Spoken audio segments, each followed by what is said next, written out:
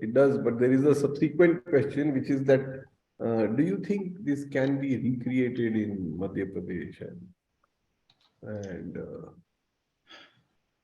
Yeah, that's an yeah, interesting and tough question. Madhya Pradesh is the next frontier in that sense to see what happens. So Madhya Pradesh, from all that I can hear, that the BJP seems to be in trouble, which is why they are now like almost desperately launching anything that seems to cater to these radical Hindutva views. With Damo was one. There was that flog. The day before yesterday, was it? There were these three young Muslim men who were dragging this Hindu guy by a leash. They put a leash around his neck and they were dragging him. So I don't know what the genesis of this was, and they're making him bark like a dog, etc., and some stuff like that, some ridiculous stuff, kind of stuff, bizarre stuff you see in India all the time. And there was something that they were trying to convert him or whatever. Now that was not it. Some minor case involving four people now, like that, had the chief minister commenting immediately and saying we will demolish the houses, and I think they demolished the houses. So what the hell? Even if there's whatever crime there is, etc., what the hell does the business that the government has intervening in this and saying that we will and then demolishing houses? So there seems to be a certain desperation in trying to an anxiousness in trying to cement these Hindutva credentials, because there isn't very much else to offer. And that whole thing of not having very much else to offer is, I think, the main hope that this will be turned around. And the thing is that they actually could have had much more to offer if you had actually gone with what Modi, despite Modi's track record and despite everything that had happened in Gujarat, when he actually came to power, if you remember, and Amir, you'll remember this, of course, he said, in the sense, he seemed to say the right things. Forget all that has happened. We will now build this new India, sabka saath, sabka vikas. If that simply stuck to that, they would not have been in the kind of desperation that they are in right now. So there's definitely desperation. There's no question to my mind. Can it be? It can be replicated in many other states. UP, I'm pretty sure at this stage it cannot be, because there is solid support, and you can see that when you go there on the ground also for Yogi Adityanath specifically, and BJP for Modi and Yogi. So in that case, that I think is the only case and the only state where there is this firm double engine thing actually makes sense. They bought into that completely, but not elsewhere. Even Haryana, I think, is on edge, especially after these women's thing. The wrestlers' protest has created a big upswelling of support, and they've realized how tenuous that support is in many of these states. MP is up in the air. Rajasthan, yeah, the Congress might certainly lose, but Rajasthan has shown that it flips between one and the other. The larger issue, of course, is that the Congress also, unlike Karnataka, where it was avowedly stuck by what it said it was clear what was wrong and what was not. They said cattle slaughter laws, we will repeal. Textbooks, you change, we will change again. So there was no equanimity, there was no nervousness there. UP and Rajasthan and Madhya Pradesh, Chhattisgarh are different matters. That while the Congress may not directly countenance these kind of things, their path has definitely followed up there, at least the soft Hindutva path, because they're not as confident as they were in Karnataka. Which is why Chhattisgarh government has this what is that Ramayan circuit. They give money for whatever gaushalas and all that. Rajasthan also we see that. So that will take, I think, another generation to recede if it does. But yeah, long term, I definitely have nothing like this. Hatred of this kind and fake news of this kind may sustain governments over 1 term, 2 terms, 3 terms, but it cannot be a permanent thing. It cannot. I think we've seen that in most societies. The greater danger comes from if they manage to change the entire fabric and superstructure of government. That is the main thing. While they have made changes, they have not managed to completely disintegrate. If they do it, and I always use this as an example because they, according to me, and I've mentioned this to Amir before, that Turkey is actually 4 years ahead of where we have always been. Yeah. And Turkey has done that. They have taken apart the superstructure of government entirely. They've changed the judiciary, they've changed the army, they've changed any number of journalists. Last count, 180, 190 journalists are in jail in Turkey, including cartoonists and editorial writers. I'm not talking about reporters, etc. In India also we have reporters who, etc., have been in jail, but that's a whole different one. So if they manage to at any time dismantle the superstructure of government, as has happened in Turkey, as has happened in say Russia, and has happened in places like Hungary, then we may have a much larger problem. Yeah, yeah. This this hype around this foreign policy stuff, is that something that can rescue Modi, because he's in the US, uh, everybody is after him. 120 countries want him as their prime minister or some such thing that somebody wrote today. So is that an option? Is the foreign policy actually making this ideological group feel good? So they're in a sweet spot as far as foreign policy goes, obviously, because of China primarily. That is the main reason. We have seen this over the last 3-4 years, especially with the rise of China. Western governments have soft pedaled on the BJP substantially. Yeah. And I've had seen this at close range because for whatever reason, I've been invited by various political officers, consul generals, and the State Department in the US to provide some briefings, etc., background briefings on this turn towards authoritarianism in India. The first thing, of course, I always used to tell in all these briefings, I always used to say that it's very strange for me to have to say something like this, because in all the more than 3 decades as a journalist, we've never felt a threat to our job. Others may have felt threat, but we have never felt a threat. But we actually do feel that threat. We don't know how long we can continue if things worsen, etc. And if the government stays in 2024, we don't know how long we can continue working as we do. So I always say it's very strange to be able to even talk of this. We always thought this happened in other countries, in dictatorships, but never in India. But now, increasingly, some of these briefings, I say, actually, I'd like to stay out of it because it makes no sense. Because, for example, when I was talking to the French Consul General, and he was saying all this, he said, yeah, things are bad, etc. I said, but y'all are not going to do anything because y'all are selling us Rafale after Rafale. And now there will be a huge new deal announced when he goes there in the Bastille Day parade in Paris, when when he'll be the chief guest and takes salute on that parade. The announcement will be made for new Rafales to equip the aircraft carriers and replace MiG-29s. So whether it's them, whether the French or the Americans, they may in private sympathize, but in public, they're not going to change anything. So we are on our own. So all this thing about having pressure from there and all this, it's really not going to happen. There's going to be no political pressure from there. Our battles are for us to fight. We can hope for some assistance, we can hope for some a favorable statement here and there, but eventually it doesn't matter that much. About this Momita's question on the opposition parties, also to add to that, this whole opposition parties getting together. Do you see that happening? How, if at all? It's a very good question, a very tough question. I'm not sure that I have a clear answer to this. What can they learn from the current discourse? You ask me personally, I say yes, there is lots to learn, in the sense that you cannot pussyfoot on this middle path that the Congress has adopted now in some states. This is not a path to adopt for opposition parties. You have to be very clear. Are you standing by constitutional values or are you not?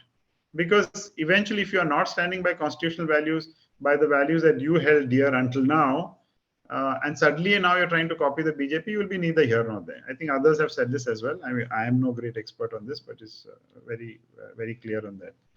As for how Mamita, how can civil society organizations address this issue? That's again a really tough one, given the kind of pressures that civil society organizations are under right now. It's very difficult to address that question. But I would only say that You have to stay true to whatever you believe in, and keep doing that. Belief, I think, is a very important thing, because even here at Article 14, sometimes we have asked ourselves, how long can we keep going on like this? Should we kind of backpedal on some things, go softer, etc. But we're very clear now. We have doubled down, saying whatever will happen will happen. We are not going to back off. So I think you have to have courage. And if you have to address this current discourse on Islamophobia, civil society organizations, opposition parties have to have courage that they want to do the right thing. That is a very important part. It may be a very idealistic thing, but it's the only way. Otherwise, you will just be doomed to following in the BJP's footsteps if you backpedal and soft pedal the whole Islamophobia thing. And then Maria was asking what should be the political discourse in Telangana, where the BJP is not politically strong enough. What is the role that the people of Telangana have to play in the greater picture with delimitation? Again, this is a difficult question, and I'm not an expert on Telangana. That Amir is better positioned to answer that than I am. I really don't know enough about Telangana. But again, I do know some people are working on the ground in Telangana. In fact, right here in my own building itself. And I think there is a big battle going on for Telangana. They may not be strong enough politically, but there are indications that they have a receptive audience in Telangana. There's no question. And it's not just that one guy. What's his name? Raja Singh. Yeah. It's just not just him. That there is a receptive audience definitely now and then you see. But I don't know. Again, people of Telangana, I think, again, is the same thing. They have to be. You have to be clear. You have to speak up, etc. You have to get together. Connections, I found, are a very important thing, Amit and Maria. Connections are very important. That you have to reach out to like-minded people. You have to create a network. Earlier, also, we just do our own job. But we have found that even to other journalism organizations, for example, we have reached out to. A lot of us work together. We have an organization called DigiPub, Digital Publishers Association of India, which is a kind of pressure group for independent journalism. When we began, there were 7 of us founding members. By the way, we are the only ones who have not had any kind of punitive action until now. But of course, this is too early to see all these things. Others have had raids, criminal cases, etc. So I guess time will come at some point. But 7 of us. But now, at last, yesterday we had a board meeting and we found that we have 120 members now. And I think some 40-50 are waiting in the sidelines to join. So there's no shortage of people like this. Many of these guys who suddenly get picked up in places like UP, etc. You find are these YouTubers or local journalists, who have been investigating the government, etc. So the more and more these links are made, I think it makes you feel confident. It makes you realize that there are people like you out there. If you function by yourselves in your bubble, then that is really difficult. You also, the main thing is you start to feel depressed that there's no hope. There are just very few of us, but they're not. There are lots of people like us. I've certainly realized that in the last 1 or 2 years. But you have to make the effort to reach them. I know it didn't answer your question, but that is all I have. No, fair enough. And I think that's a good answer because the Telangana story is like that there is a 5% vote share in the previous election, but it can certainly go up. But it is true that the whole slogan of Hindi and Kashmir and whatever doesn't really sell in, and vegetarianism doesn't sell in Telangana. Vegetarianism, sorry to interrupt, definitely does not, because you see that data, and I always used to see that data on how non-vegetarian the south and the east are. But the state that has the maximum, number of non-vegetarians, non-vegetarian eating, is actually not Kerala, or even perhaps as Nagaland might be the only one. It is actually Telangana. There's some 98 point something percent say that they have meat eating. Yeah. It's just some accounting error. Yeah. It's 96%, 92% even in Tamil Nadu, which people think is so vegetarian. Yeah. The least vegetarian state in the south is actually Karnataka, which is 74%. Right. Yeah. So That slogan doesn't work here clearly. And Yeah. but yeah, so some of this this issue of these wrestlers. See, what is behind it? It makes no rational, logical sense for somebody with as clear a political mind as Modi to hurt himself by just dragging this on. Why is he allowing it? And it's obvious, the whole world is watching. Haryana, you're losing. In Delhi, there is a lot of disillusionment. What makes him continue this dance? Well, I think there are two reasons for that. One reason, of course, is the whole difficulty that this government has in saying that we are wrong. They just Hmm. cannot. They see it as a sign of weakness to back Hmm. off. And the only thing that has worked, as you have seen, have been mass protests. Whether it's the farm protests, CAA, they back off only then. Otherwise, they do not back off. They just double down on whatever. See, it is something in the mindset of the Hmm. refusal to back off. The second thing, which quite a few actually have pointed out, is rooted in this RSS worldview of women. That Yeah. and we have seen that even in the government that women with an opinion are not something that they should Yeah. tolerate. And it fits back in substantially with the RSS worldview, which you've seen, of course, in Bhagwat's intemperate comments now and then, and others in the RSS also, that women should be at home providing for the family. That is their primary responsibility. So to have somebody, and especially someone like these wrestlers who have come from so-called traditional Hindu society, challenging Yeah. that worldview, they see that as a challenge to the entire ideology in a sense, I think. So they're in a bit of a sense in a dilemma. Yeah, as you say, logically, this is a no-brainer, just Yeah. given completely. Also, it shows nervousness, because the other reason politically there's nervousness, because this guy, he controls a lot of votes there, and he has this, as you know, this huge patronage network.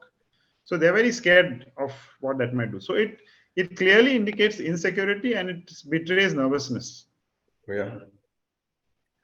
Somewhere one more, and this is got to do with your acute understanding of Karnataka. See, one of the bizarre things, again, a rare mistake, political mistake coming from Modi, was continuing with Bomai. Bomai clearly was suffering from this enormous burden of corruption. It was so obvious. He was not able to handle things. But he just stuck on to Bomai. He's doing the same with Biren Singh in Manipur. It's up in flames. The whole world is watching. He's there in the US while churches are being attacked. So, what is this scene? I mean, he's changed chief ministers at will in Gujarat and wherever. Why not in Karnataka? Why not in Manipur? And I'd really like to draw your attention to this question on Manipur. What is going on there? So Manipur I'll address first. Manipur, I Yeah. think they're in over the heads, because first of all, if you remember, Manipur is one, for being one of India's smallest states, is one of India's most diverse states. I think we have to remember that there Mhm. are a total of some 20 ethnic groups there. We hear only of the main ones, but there are 20 ethnic groups. Um, Rebel groups in the heyday of militancy in Manipur, there used to be some 26 rebel groups functioning there, each aligned to some ethnic group whatsoever. So it's extremely Yeah. complicated. So this one size fits all Hindutva philosophy that they've been using elsewhere just simply cannot work there. And simply by thinking that the Mitais are largely Hindu, which they are, and that should will double down on them, that will do it, is completely a complete misreading of what Manipur society was like. And again, the other thing, of course, are the weaknesses, which is that one, be quiet. Whenever there's something of controversy, stay quiet. But here, what that quietness has done is that even the Mitais are now saying that. I was talking to some people yesterday saying, Yeah. they are BJP supporters, but they are saying that what on earth is happening? What kind of government is this that the prime minister will say nothing? And now he's gone off to do yoga or whatever in the US, etc. So that it is just bizarre what they're doing there. They've flown in all these advisors from outside, and they have no, but nothing has changed. with all these advisors who have come in. They've taken over. The DGP is outsider now. They've just literally flown him in. The security advisor, everything. But anybody else would have been changed by now. There would have been president's rule in the state. So again, I think it's that political weakness, the inability to address a deep crisis, and the inability to say that they're wrong, which is preventing them. So I think Karnataka is very different. Karnataka, I think the shadow of Yadurappa has always been there, because Yadurappa fundamentally did not, even though he was a BJP man later on, of course, he fundamentally did not agree with some of these things. Even in the election time, he said this. After election time, also said this. Before election, in the run-up to elections, he said that I do not believe in this, othering of Muslims, etc. They are like us. They are part of our society. There is no question. He said that. So for a BJP guy to say that is quite something. And he said that because he recognized that, that whatever the radicalization in Karnataka, that it is not of the extent that it is in, say, in UP or anywhere in the north, that you can't possibly do this. And there are many more intricacies in Karnataka. I always remember, yesterday I was passing by somewhere and I was reading out a place I grew up, Indiranagar in Bangalore. There's a 100-feet road. There are 180-feet roads in every city. But this 100-feet road is a very famous road. And a few years ago, during BJP rule, they changed the name to Dr. Kamal Khan Road. Instinctively, the Hindutva types, etc., in the BJP all protested and said, no, how can the BBMP, whose idea was this, etc. Instantly, when the news broke of this protest, some of their own people they were allied with, the Karnataka Rakshana Vedike, there's a very militant Kannada organizations, as you know, in Karnataka. So Kannada Rakshana Vedike is one of them. They landed up there immediately furious and threatened them with, violence and attacks to them, saying, you do not know the culture of the state, you do not know who Dr. Kamal Khan is. Dr. Kamal Khan is a very famous Muslim writer, in Kannada. But these wannabe young BJP guys never knew that. So hastily they backed off. So now Kamal Khan thing has been expanded and become larger, etc. And so my point is that Karnataka again is intricate. It's a diverse state. There are different communities, there are different languages. So this one size fits all doesn't work here either. And Yadurappa recognized that you cannot just have a uniform single Hindu identity. That just will not work here. So the Yadurappa factor has been a big problem. Bommai, I think, did not matter really whether it was him or anyone else. They just did not have that kind of popularity, because Yadurappa was as corrupt, if not far more corrupt than Bommai. Bommai himself personally actually may not be that corrupt as Yadurappa was. But that did not matter. Yadurappa could carry the state. Even those who were against the BJP, who could carry. Bommai cannot. He was simply parroting things that he didn't believe in at all. And this we know for a fact. Him, his father never believed in these kind of things. So, yeah. Any questions? Someone's been kind enough to answer just about everything we threw at him. So, any one of you has any specific issue? Hello. Yeah. I want to ask one question. Yes. See, in Maharashtra, BJP succeeded in breaking Shiv Sena and they came to power. Of course, lots of problems are there.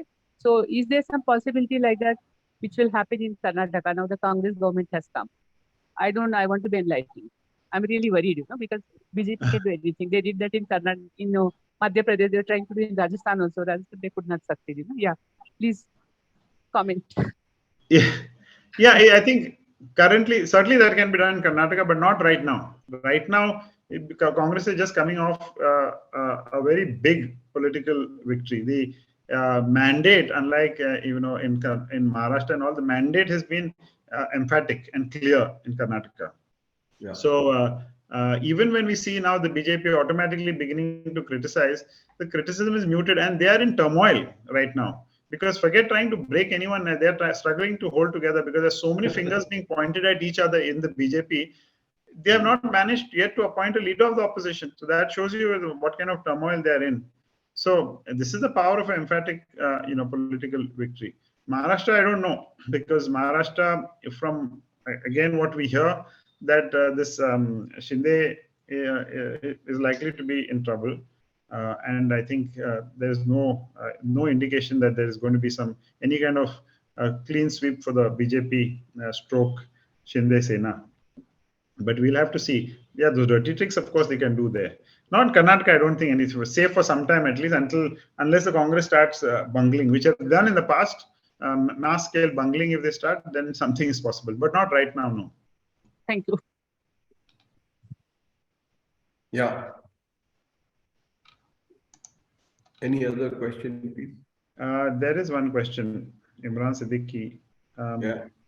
Any calling out of the social media hate campaigns, apart from fake news, I assume, and in fact spreading sense of togetherness? The calling out of the social media hate campaigns, I think I'm definitely seeing some uptick, because up to a year ago or so, a year and a half ago, you would see like a kind of resignation that this is how we are going. Now I find more and more that um, there is a realization that this can perhaps be whether turned back or not, I don't know, but it can be fought. There's no question, and there is value in fighting it, and coming together and fighting it. Are there organization or groups you're asking doing this? Of course, there are quite a few organizations and groups that are doing it, but eventually everybody has to do whatever they can. But of course, there are organizations and groups doing it. I mean, one of the classic examples, of course, is right here in Bangalore. Our friend from Alt News, Zubair, who is relentlessly, him and his colleague, sorry, what's his name? Sinha.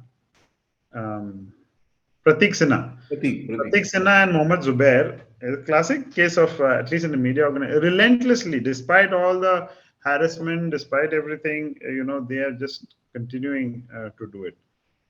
So that's in the media. But in the other things, there are groups. There are some that I know of who are working completely under the radar, who are working with local communities, and I think Amir knows this as well, who are working with local communities, local organizations, all kind of experiments going on, in fact. Certainly, I know somebody in UP who is working in Shamli, for example. Someone I know, she's been living there for last 1.5 years, and they are running an experiment there, for example, to try to bring groups together. Shamli was the site of the riots, the Jat Muslim riots some time back. And I will try to, I don't know where that video is. I'll try to post the video here itself. For the first time, there were Hindu families for the first time who went over, they organized saying, will you come for Eid to so-and-so's house? And many of them said, actually, we have never gone for Eid. And this kind of thing. So it was just very gladdening just to see those interviews and those interactions.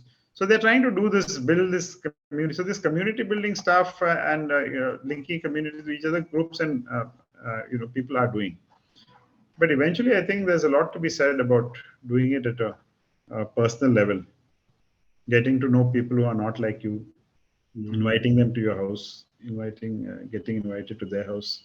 I think that itself is I always consider myself grateful that we live in a locality in Bangalore which is completely multicultural. We are Hindu, Muslim, and Christian all together.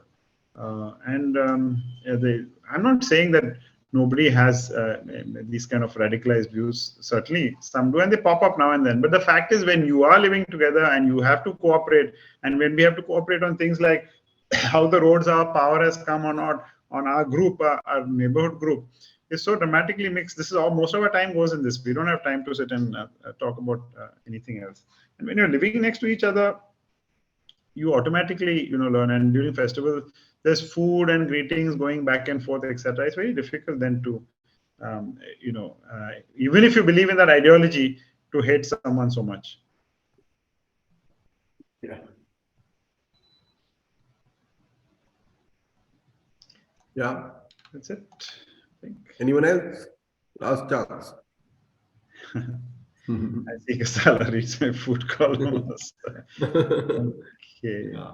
Can you just give me just a minute? I'll just try to find that video and post it here on the group if anyone is interested on what is happening in Shamli.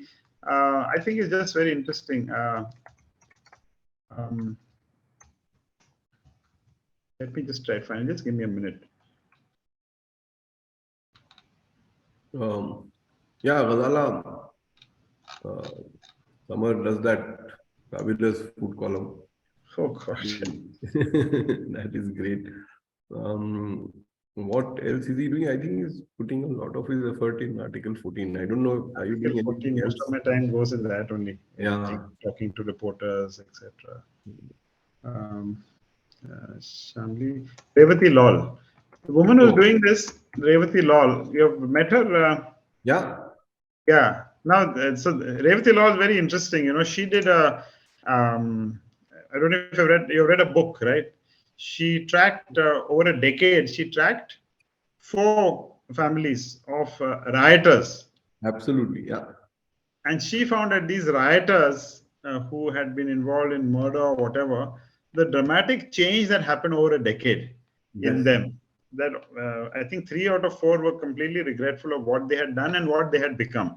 One of the Hmm. most remarkable pieces. It's a very understated book, but Absolutely. you should try to read Revati Lal. I forget the name of the book. Her name I'll put here, Revati Lal.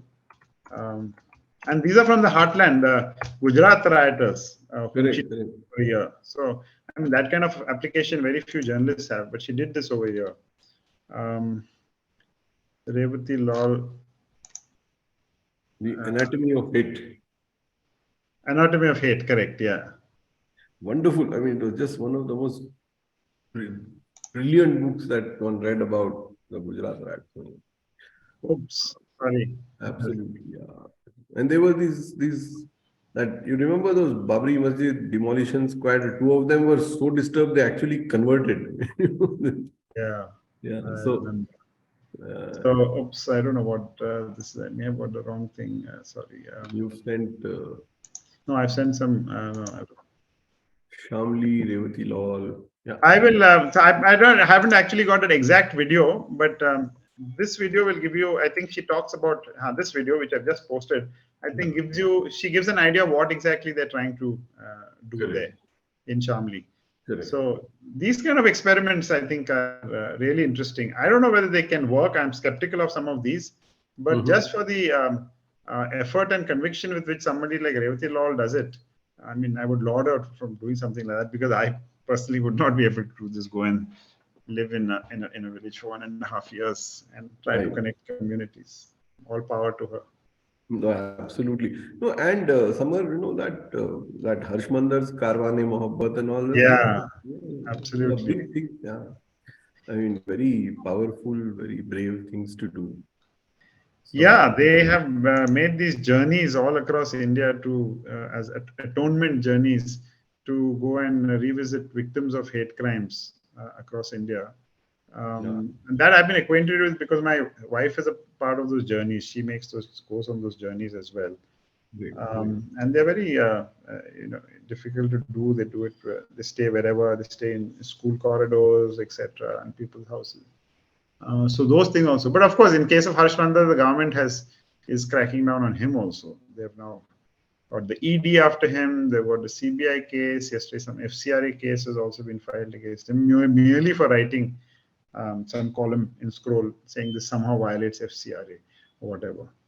So, but those experiments are there and they're continuing. So yeah, they have done some great work there as well. Yeah, he was here in Hyderabad recently, and he was talking about how every possible every possible thing has been thrown at him. Any Yeah, section. yeah, everything. CBI, ED, FCRA. Oh, they've accused him of pedophilia. Yeah, yeah, I yeah. mean, just about everything. This you also aren't you doing that India Love project or is somebody Yeah, else? Yeah. yeah, we do.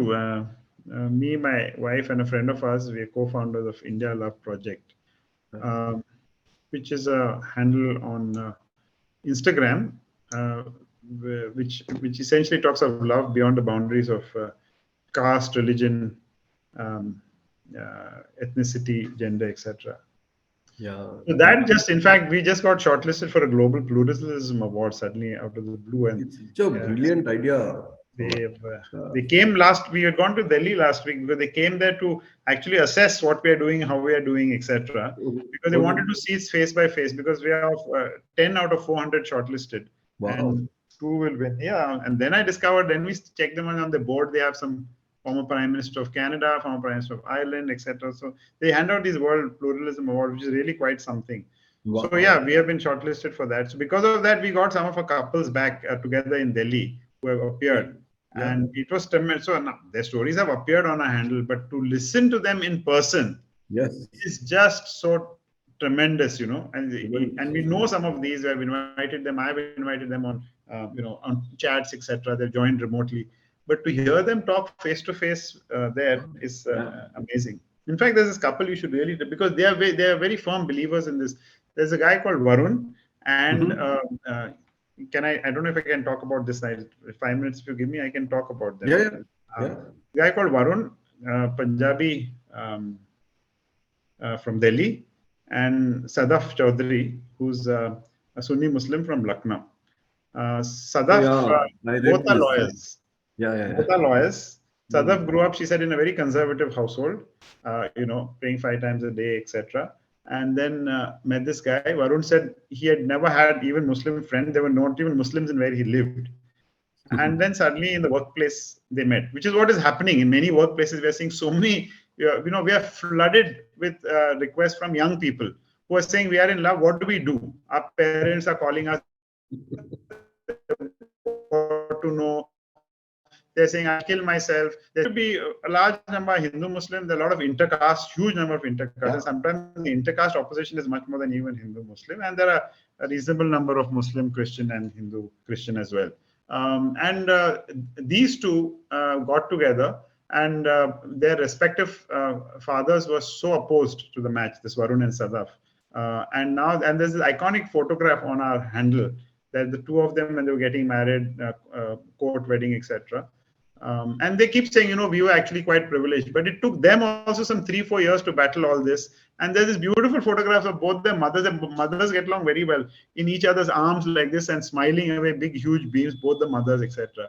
So, but this time she said, so he said, how his father felt betrayed. And then she, for the first time, said how her father loves him. Father loves her child. But she says, I was so close to my father and he does not look me clearly in the eye because he feels betrayed, despite the fact that he has no problem with my family, my husband, etc. And so many examples other examples we had like this as well. So there's a lot happening actually on personal level. And of all these young people who write to us seeking help, they are now, many of them will write to us, but now few of them want to share their stories publicly, because of the kind of backlash sometimes they face, etc. Yeah, but these things are growing exponentially. This much we can easily sense and feel everywhere, simply because of the kind of requests and things that come in every day. These kinds of things. Such irony that there is this whole love jihad thing and laws against it, and yeah, absolutely. Yeah. So thanks so much, Samar. Thanks everybody for joining. I'm sure some of you have written extremely wonderful talk. The reality as it is, but hope and optimism and some movement forward. Karnataka really, I think pleasing a lot of people more than it should, and serving as a beacon of hope. Let's see. But thanks so much, Samar, not just for the talk, but everything that you do. We are all big fans and continue to be. Thank you, Amir, for not just for all your support, but for indulging me and letting me ramble on. Thanks so much. Thanks everybody. Okay, thank you everyone. We'll announce our next talk. I think that's on Monday, but we'll send that to you. Thank you so much. Bye.